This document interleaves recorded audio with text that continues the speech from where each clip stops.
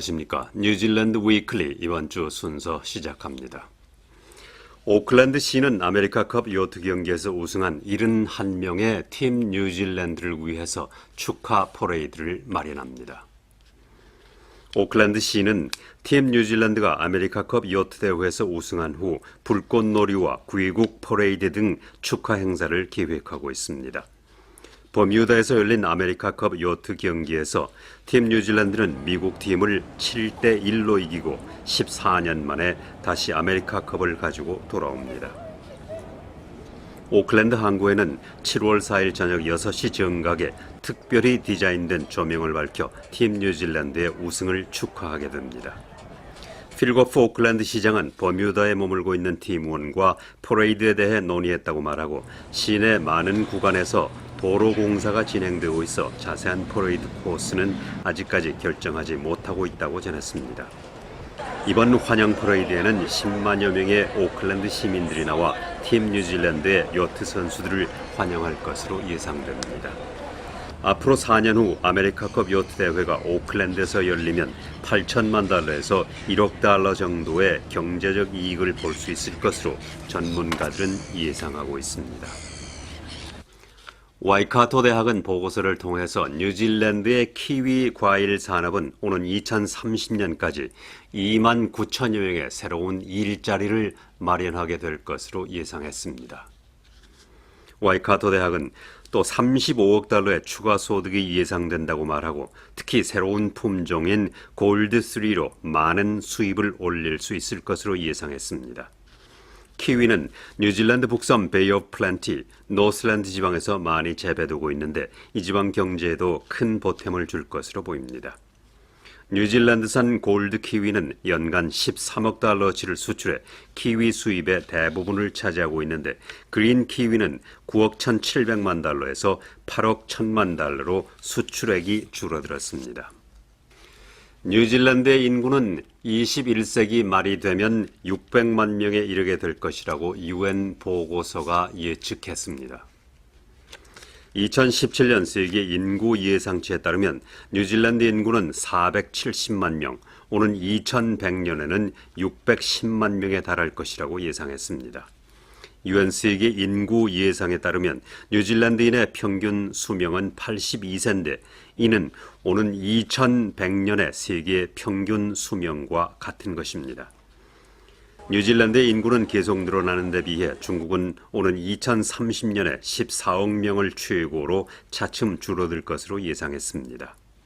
또 세계에서 두 번째로 많은 인구를 자랑하는 인도는 2100년 15억 명을 기록할 것으로 예상했습니다. UN 보고서는 또 매년 세계 인구는 8,300만 명씩 늘어나고 아프리카의 인구 증가율이 가장 높을 것으로 내다봤습니다. UN 보고서는 올해부터 오는 2050년 사이에 26개 아프리카 나라들의 인구는 지금의 2배에 달할 것으로 예상했고 지금부터 2100년까지는 44억 명으로 아프리카 인구가 세계 전체 인구의 40%를 차지할 것이라고 말했습니다. 스카이 텔레비전의 주가가 8년 연속 내려가고 있는 가운데 보다폰과 합병 계획이 뉴질랜드 상공위원회로부터 거부당하자 더 가파른 내림세를 이어가고 있습니다. 유료 텔레비전인 스카이 TV는 자세한 설명 없이 뉴질랜드 증권시장으로부터 철수한다고 발표했습니다. 스카이 TV의 주가는 4.13% 내린 3달러 25센트를 기록했는데 이는 지난 2008년 이후 최저가입니다. 뉴질랜드 상공위원회는 34억 4천만 달러 규모의 미디어 그룹이 합병하면 경쟁이 줄어들 것이라는 이유로 스카이 TV와 보다폰의 합병 계획을 거부했습니다. 이들 양사는 고객들과 주주들의 이익을 위해서 그리고 상업적인 관계 강화를 위해 앞으로도 같이 일해 나가겠다고 밝혔습니다.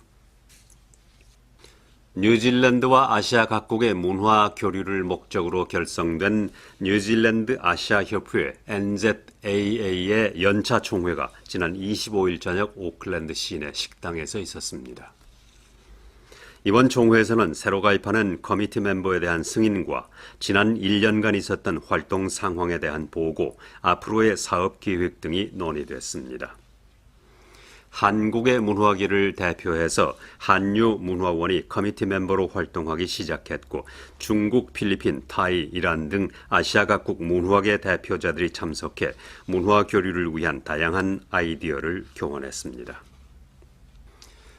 그럼 이번 NZAA 연차 총회와 2년에 한 번씩 개최되는 대규모 문화 행사 비바 에클렉티카의 작년 공연 실황 중에서 잠시 보여드리겠습니다.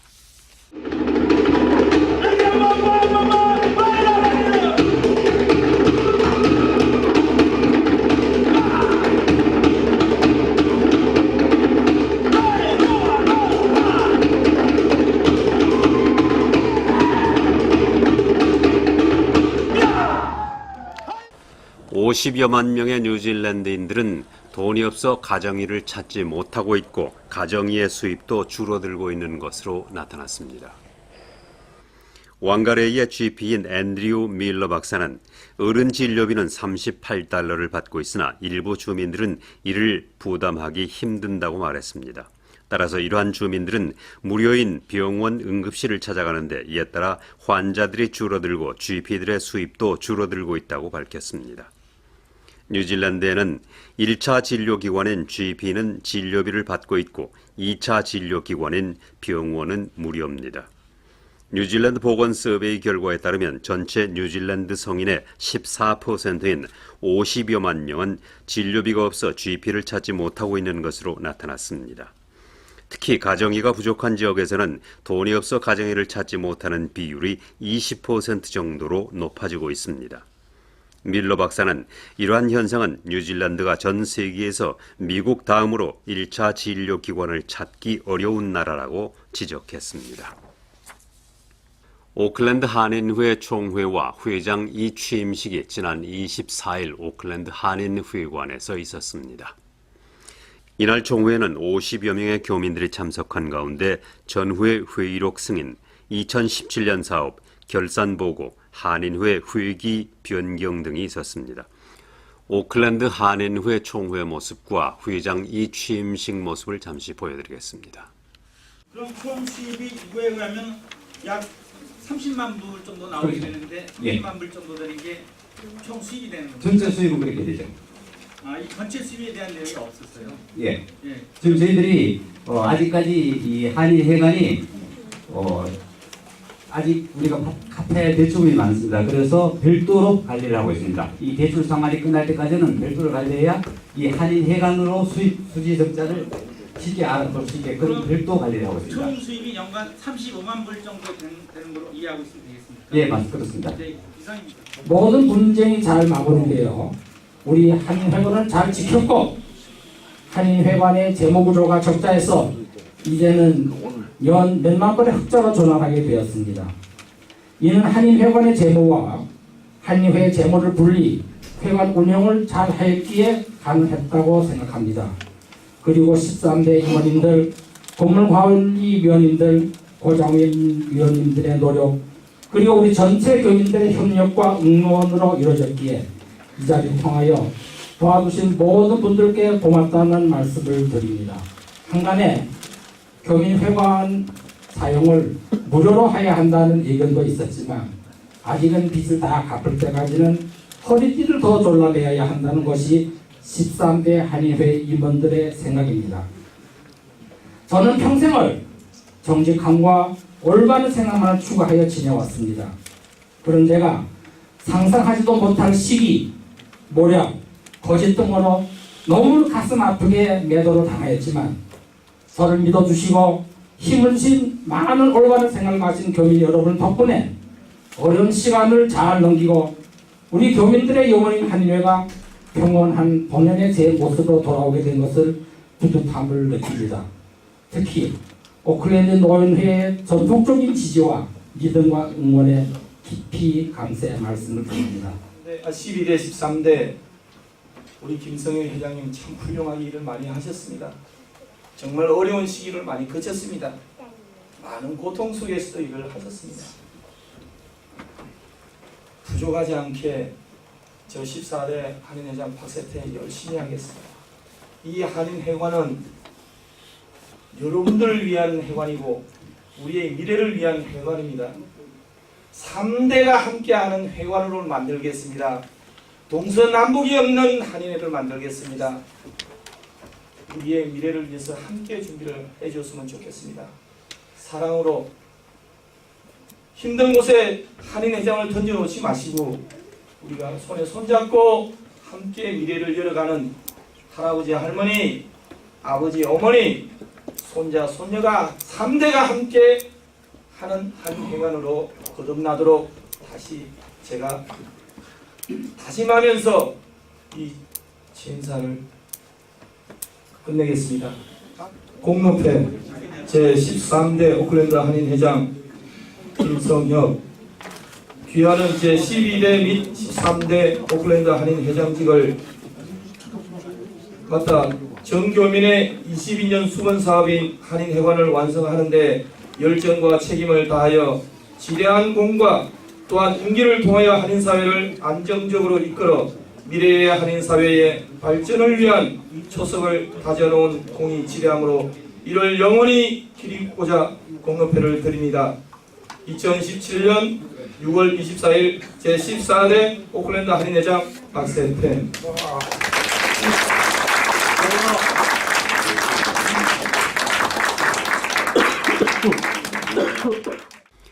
남섬의 고래관광으로 유명한 카이코르아는 바닷가재가 많기로도 이름이 나 있는데 최근 많은 해외 관광객이 몰리면서 그 숫자가 크게 줄어들고 있는 것으로 알려졌습니다. 이 지방 어민들은 만약 정부가 바닷가재 어획에 규제를 하지 않는다면 앞으로 2년 이내에 씨가 마를 것이라고 주장했습니다. 바닷가재는 관광객들이 다이빙을 해서 잡는데 대부분의 관광객은 빌린 선박을 이용해 항아리를 물 밑에 내렸다가 몇 시간 후에 끌어올리는 방법으로 바닷가재를 잡고 있는 것으로 알려졌습니다. 현재 바닷가재 어획은 관광의 경우 하루 잡을 수 있는 마리수나 크기에 대한 규정이 없는 상태입니다. 관계자는 이에 대해 관광객의 경우 한 사람이 하루 6마리의 바닷가재를 잡을 수 있도록 하고 있으나 하루 80여 명의 관광객이 바닷가재를 잡고 있다고 말하고 만약 1년에 150일에서 200일간 이러한 상황이 계속된다면 바닷가재가 어떻게 남아나겠느냐며 걱정했습니다. 카이코라 지방 어민들은 1차 산업부에 관광객의 바닷가재 어획량을 규정해 줄 것을 요청했습니다. 오클랜드 의회는 최근 런던에서 전소된 아파트의 위장재와 비슷한 자재가 2개의 고층 빌딩에 사용된 것을 찾아냈다고 말했습니다. 오클랜드 의회는 어느 건물인지는 언급하지 않았지만 이전 주인이 화재에 내구성이 없는 위장재를 사용했으나 지금은 불연성 자재로 교체했다고 전했습니다. 폴리에틸렌을 입힌 알루미늄 위장재의 경우 최근 런던 아파트 화재와 같은 재난을 맞을 수도 있을 것으로 우려되고 있는데 영국에서는 600여 채의 빌딩 위장재에 대해 긴급 조사를 실시하고 있습니다. 한편 뉴질랜드의 3대 도시 중 인화성 위장재를 사용했는지를 조사하고 있는 도시는 오클랜드뿐입니다.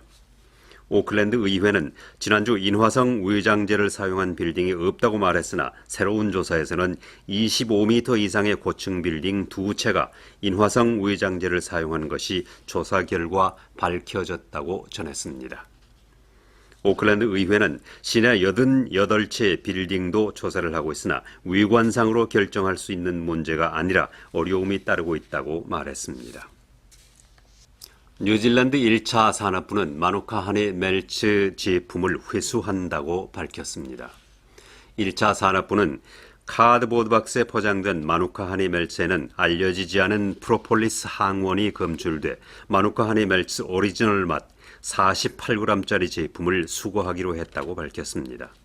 이 제품은 과자로 분류되어 있고 유효기간은 2019년 4월 29일까지로 되어 있는데 남섬 크라이스트처치와 수도 웰링턴의 소매점에서 유통되고 있는 것으로 알려졌습니다. 뉴질랜드에 살고 있는 사람들 중에는 한국이나 영국, 미국 같은 북반구에서 온 사람들이 대단히 많습니다. 그래서 뉴질랜드의 겨울철인 지금 크리스마스를 맛보기 위해서 요즘 집안에 크리스마스 장식을 하는 사람들이 많이 있습니다. 한여름의 크리스마스는 왠지 제 기분이 나지 않는 것 같습니다. 다음 주에 뵙겠습니다. 감사합니다.